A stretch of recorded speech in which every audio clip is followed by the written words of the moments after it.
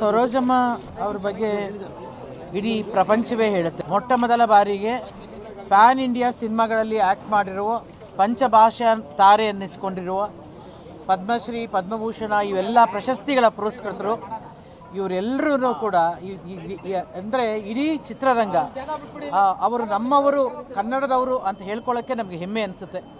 ಅಂತ ಒಬ್ಬ ತಾಯಿಯವರು ನನ್ನ ಅವರ ಒಡನಾಟ ಒಬ್ಬ ತಾಯಿ ಮಗಳ ಹಾಗೆ.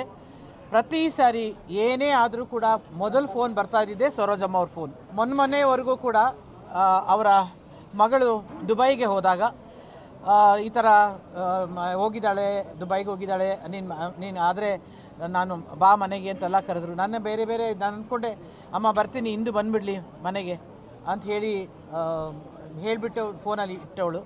ಅದೇ ನಾನು ಕಡೆ ಬಾರಿ ನಾನು ಮಾತಾಡಿದ್ದು. ಗೊತ್ತಿರಲಿಲ್ಲ, ಆದರೆ ಸುಸ್ತಾಗಿದ್ದರು ಅನ್ನೋದು ಮಾತ್ರ ಗೊತ್ತಿತ್ತು. ಆದರೆ ಜೀವನವನ್ನು ಸಂಪೂರ್ಣವಾಗಿ ತುಂಬ ಪಾಸಿಟಿವ್ ಆಗಿ ಅನುಭವಿಸಿದ ಒಂದು ಕಲಾವಿದೆ ಅವರು. ಅಂತಂದರೆ ಅವರನ್ನು ನಾವೆಲ್ಲರೂ ಭಾಳ ಅತ್ಯಂತ ಗೌರವದಿಂದ ನೋಡುವಂಥ ಒಂದು ವ್ಯಕ್ತಿತ್ವ ಅವರದು. ಅದು ಯಾವುದೇ ಒಂದು ನಾನು ಅವ್ರ ಬಗ್ಗೆ ಯಾವುದೋ ಒಂದು ನೆಗೆಟಿವ್ ಕೇಳಿದ್ದೇ ಇಲ್ಲ. ಆ ಥರದ ಒಂದು ವ್ಯಕ್ತಿತ್ವವನ್ನು ಬೆಳೆಸಿಕೊಂಡಂಥ ಅಥವಾ ಒಂದು ಹೀರೋ ಸಮಾನರಾದ ಯಾರಾದರೂ ಒಂದು ಇದ್ದರೆ ಒಂದು ಗಂಡಸಿಗೆ ಸಮಾನರಾಗಿ ಬದುಕದಂಥ ಕಲಾವಿದೆ ಅವರು. ಇವತ್ತು ನಮ್ಮನ್ನು ದೈಹಿಕವಾಗಿ ಮಾತ್ರ ಅವರು ಹೋಗಿದ್ದಾರೆ, ಆದರೆ ನಮ್ಮ ಜೊತೆ ಯಾವಾಗಲೂ ಇದ್ದೇ ಇರ್ತಾರೆ, ನಮ್ಗೆ ಆಶೀರ್ವಾದ ಮಾಡೇ ಮಾಡ್ತಾರೆ ಅನ್ನೋ ನಂಬಿಕೆ ನಮ್ಮೆಲ್ಲರದು.